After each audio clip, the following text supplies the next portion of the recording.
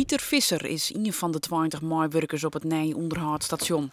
Vanuit het kantoor op een Lemmer houdt de wiemoen in de gaten. Hier is het waar, de golven, de wien, alles kan weer zien.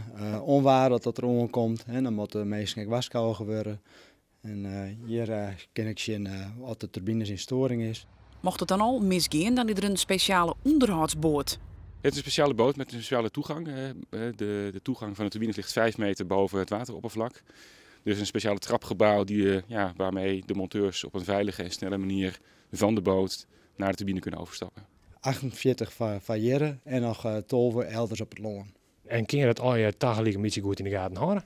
Ja, zeker. Ja. We krijgen ook bericht op de telefoon en in de e-mail. En dit overzicht hebben. Dus dat is prima, geen probleem. De meeste wiemoenen die nou onderhouden worden, staan bij Urk. De hoop is dat er onder oren het nieuwe Wiemoenenpark Westermeerwind in IJsselmaar bij komt. Want er werken nu 20 mensen, maar dat kunnen dus meer worden.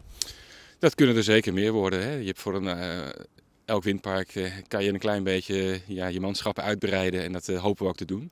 En zeker zijn we heel blij met het aantal mensen uit de regio die hier werken, die lokale kennis en kunde inbrengen. En we hopen dat te kunnen uitbreiden.